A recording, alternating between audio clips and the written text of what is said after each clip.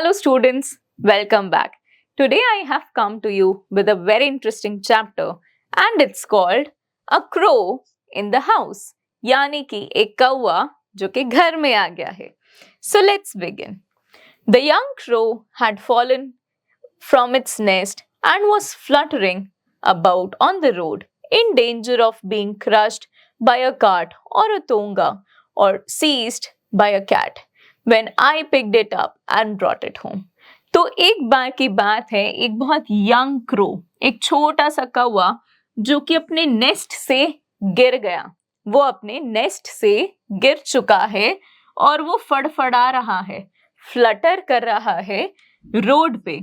उसको डर लग रहा है कि कहीं उसको कोई काट ना कुचल दे या उसके ऊपर से कोई तोंगा ना चला जाए या फिर कोई कैट ही उसको पकड़ के ना ले जाए, दबोच के ना ले जाए. सीज्ड इज पकड़ लेना. सो मैंने उसे उठाया और मैं उसको घर लेकर आ गया. It was in a sorry condition. वो बहुत ही उदास और बेकार कंडीशन में था. So beak gaping and head drooping, we did not expect it to live. तो उसकी चोंच खुली हुई थी. बीक गेपिंग यानी कि ओपन और हेड ड्रूपिंग यानी कि उसका सर बहुत झुका हुआ था. वो बहुत ही ऐसा लग रहा था थका हुआ है, ना उसने कुछ खाया है और बहुत ही डरा हुआ है. तो हमने तो सोचा कि शायद ये सर्वाइव भी नहीं कर पाएगा. But grandfather and I did our best to bring it round. लेकिन हमने अपना बेस्ट करा उसको वापस से अलाइव करने के लिए. We fed it by pressing its beak gently open with a pencil.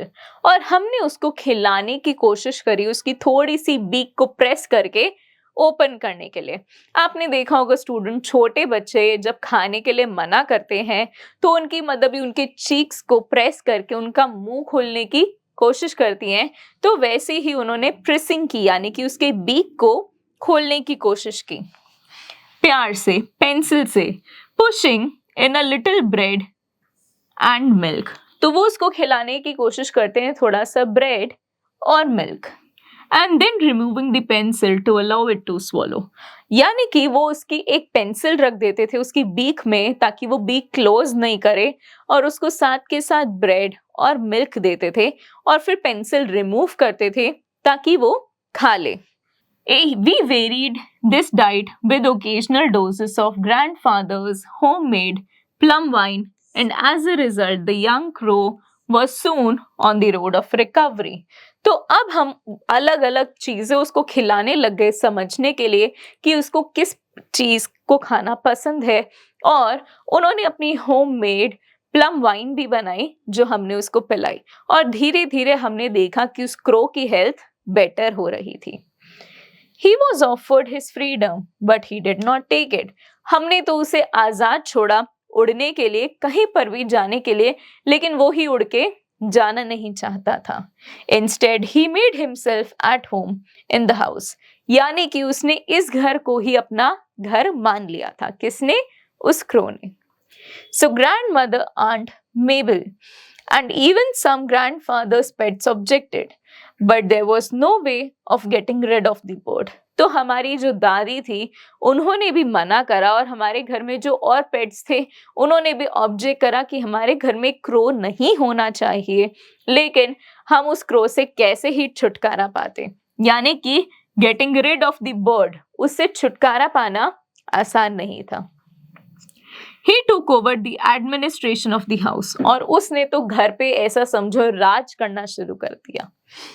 We were not sure that he was male, but we called him Caesar. हमें तो नहीं पता कि वो मेल था या फीमेल, लेकिन हमने उसका नाम क्या रखा? Caesar रखा. So, before long, Caesar was joining us at mealtime, besides finding his own grubs and beetles in the garden. तो वो हमारे साथ खाने के टाइम पर जरूर होता था, हालांकि वो गार्डन में अपने लिए छोटा मोटा खाना और छोटे छोटे कीड़े भी ढूंढता था. He danced about on the dining table and gave us no peace until had been given his small bowl of meat and soup and vegetable. तो वो डाइनिंग टेबल के ऊपर डांस करता ही रहता था जब तक उसका भी छोटा सा बोल जिसमें मीट, सूप और वेजिटेबल्स नहीं सर्व होते थे। ही वॉज ऑलवेज रेस्टलेस, वो हमेशा ही बेचैन रहता था। फिजिटिंग अबाउट, इन्वेस्टिगेटिंग थिंग्स, हमेशा चीजों से छेड़खान करते हुए और चीजों को देखते हुए। He would hop across a table to empty a match box of his content, or rip the daily paper to shreds, or overturn a vase of flowers, or tug at the tail of one of the dogs. तो उसको और उसे पंगे लेना बहुत पसंद था। उसको पसंद था कि कैसे वो एक माचिस के डिब्बे को खाली कर दे, या फिर वो एक पेपर को बहुत छोटे छोटे टुकड़ों में फाड़ दे, या फिर वो फ्लावर वास को ही गिरा दे। ओवरटर्न करना यानी कि उसको गिरा देना, या फिर वो किसी भी डॉग की टेल को ही खींच दे। So that crow will be the ruin of us, यानी कि ये तो हम सबको पागल करके मानेगा और हम सबको बर्बाद कर देगा। grumbled grandmother, picking marigolds off the carpet. Can't you keep him in a cage? अब क्योंकि कभी भी वो कोई भी फ्लावर वास तोड़ देता था तो ग्रैंड मदर बोलती थी कि ये तो हमको बर्बाद करके छोड़ेगा, और वो बोलती थी कि क्यों ना हम इसको कोई पिंजरे में डाल दे ताकि ये घर की चीजों को तोड़े फोड़े नहीं। So we did try keeping Caesar in cage, तो हमने कोशिश करा कि हम उसको केज के अंदर रख दें, but he was so angry and objected with such fierce cawing and flapping that it was better for our nerves and peace of mind to give him the run of the house. लेकिन जैसे ही हम उसको उस पिंजरे में डालते थे वो बहुत शोर मचाता था और उड़ भी नहीं पाता था और हमारे लाइफ में और ट्रबल ऐड करता था, तो बेटर था कि हम उसको घर में ही खुला छोड़ दें। He did not show any inclination to join the other crows in the banyan tree. तो उसने कभी भी कोई भी इंटरेस्ट, इंक्लिनेशन का मतलब होता है इंटरेस्ट, नहीं शो करा दूसरे क्रोस यानी कि अपने जैसे बर्ड्स के साथ banyan ट्री पर रहने में। Grandfather said this was because he was really a jungle crow, a raven of sorts, and probably felt a little contemptuous of very ordinary carrion crows. यानी कि उन्होंने बोला कि ये एक जंगली कौवा है और इसको उस नॉर्मल कौवों के साथ रहना, नॉर्मल कैरियन क्रोस के साथ रहना कहाँ ही पसंद आएगा। So but it seemed to me that Caesar, having grown used to living with humans on equal terms, had become snobbish and did not wish to mix with his own kind. लेकिन मुझे ऐसा लगता था, यानी कि grandson को ऐसा लगता था कि क्योंकि अब वो ह्यूमंस के साथ, ह्यूमंस के जैसे रहने लगा है, तो अब वो थोड़ा इरिटेबल हो जाता है। स्नॉबिश मतलब थोड़ा इरिटेबल हो जाता है जब बात आती है उसको उसके बर्ड्स के साथ मैच करने की। क्यों? क्योंकि उसको इतनी फैसिलिटीज किसी भी ट्री पर, किसी भी और बर्ड के साथ में नहीं मिलने वाली है, और वो अब अपने ही जैसे बर्ड्स के साथ में नहीं रह पाएगा। He would even squabble with Harold and the Hornbill, यानी कि एक और बर्ड हॉर्नबिल था, वो उससे भी बहुत बार स्क्वेबल यानी कि लड़ पड़ता था। The meaning is to fight. Perching on the top of the Harold's cage, he would peck at the big bird's feet. Thereupon, Harold would swear and scold and try to catch Caesar through the bars. तो वो Harold के cage के ऊपर जाके बैठता था और अपनी बीक से उसको परेशान करता था, और इसी बात को देखकर हैरोल्ड भी उस पे चिल्लाता था और गुस्सा करता था। In time, Caesar learned to talk a little as ravens sometimes do, in a cracked, throaty voice. तो धीरे धीरे उसने भी बोलना शुरू कर दिया था, बाकी बर्ड्स के जैसे टूटी फूटी आवाज में। Cracked, throaty voice. So he would sit for hours outside the window, banging on the glass with the beak and calling hello, hello. तो वो बहुत ही देर तक विंडो के बाहर बैठे रहता था और ग्लास पर बैंग करते रहता था, हेलो हेलो बोलता हुआ, जैसे कि आप इमेज में भी देख सकते हैं। And then he seemed to recognize the click of the gate when I came home from school and would come to the door with a hop, skip and jump, saying hello, hello. और उसको पता लग जाता था कि मैं कब school से घर आया हूँ और तभी वो नाचता हुआ कूदता हुआ मेरे पास आता था हेलो बोलने के लिए. I also taught him to sit on my arm and say kiss kiss while he placed his head gently against my mouth.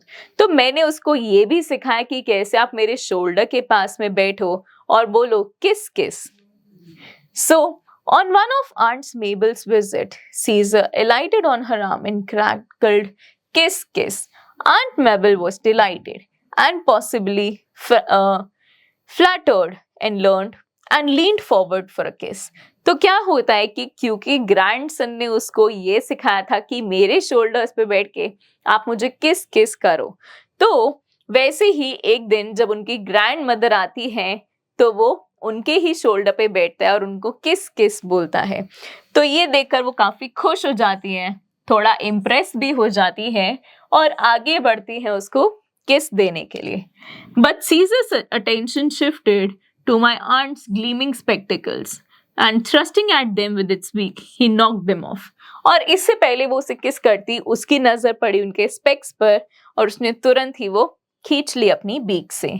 Aunt Mabel never was a success with pets.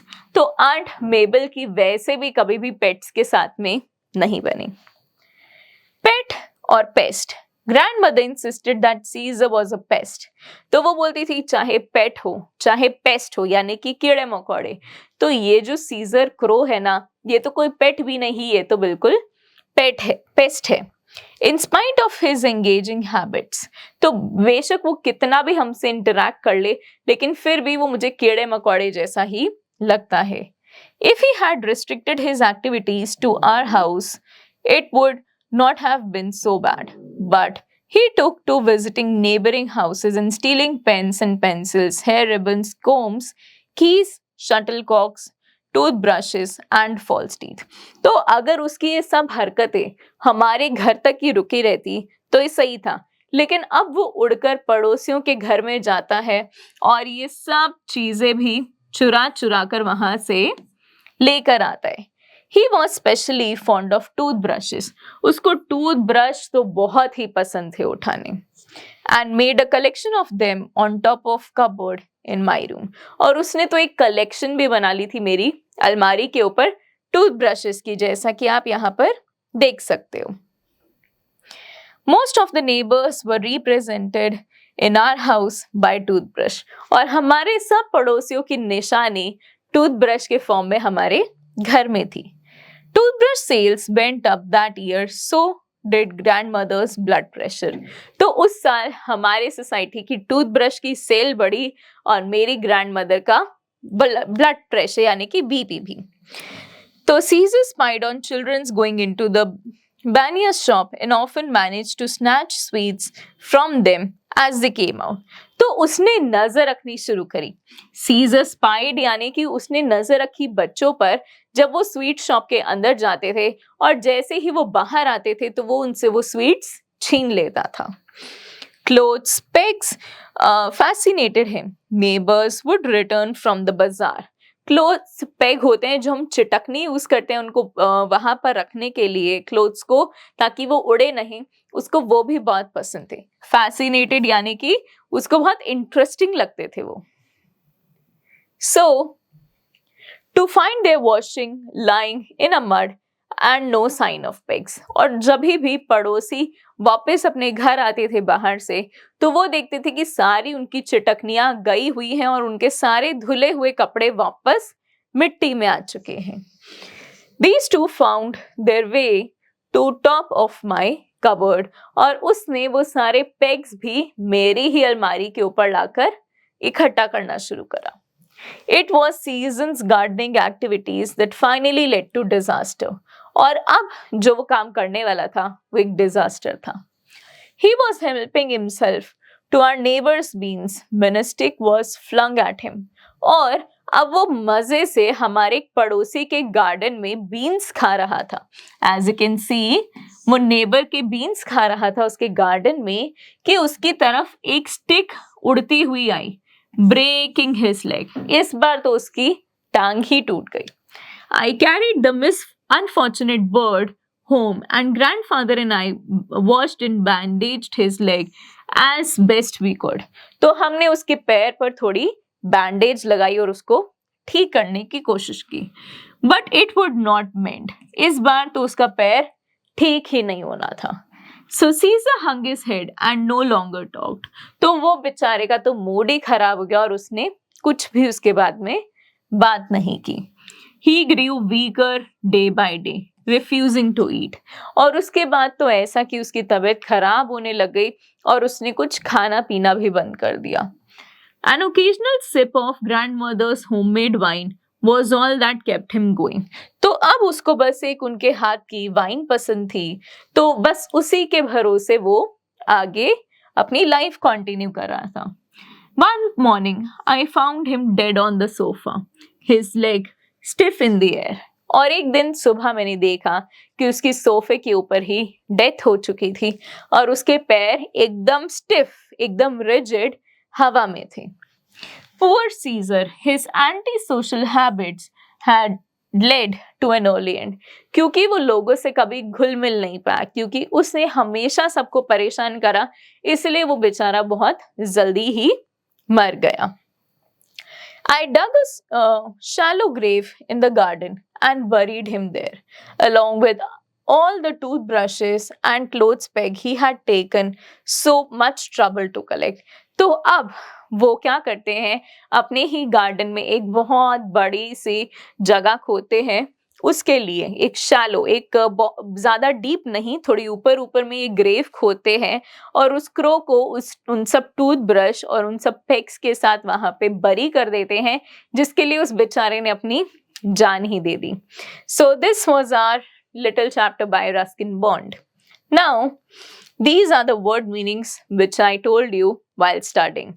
So now let's hop on to the conceptual assessment straight off. So what name did the writer give to the crow? It was Caesar. What kind of bird was Harold? It was a hornbill. Who brought the pegs to the top of the cupboard? It was Caesar. Let's move ahead. Grandmother advised the narrator to put the Caesar in a cage. So we have to answer these questions orally. So where had the young crow fallen from? The nest. In what condition did the narrator find the young crow? It was very weak and afraid, almost dying situation on the road. Who took over the administration of the house? It was the crow.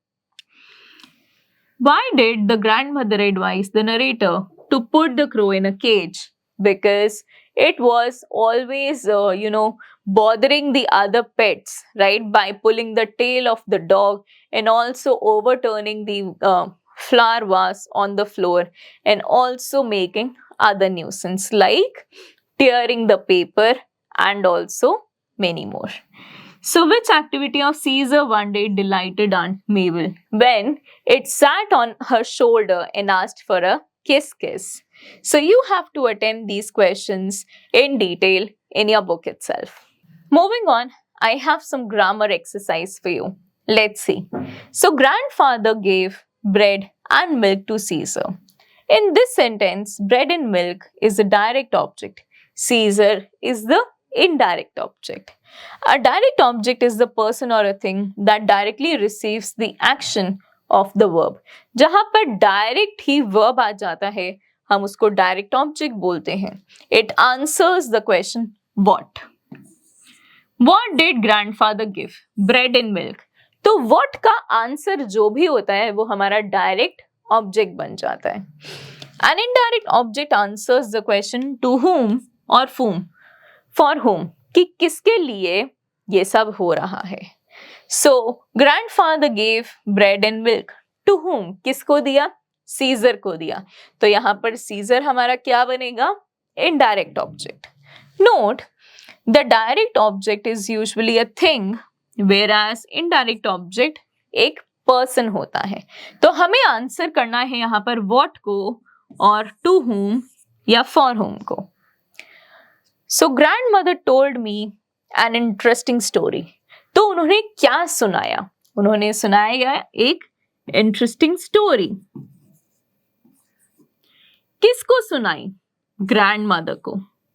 No, it is me. So you have to attempt the other parts by yourself in the book.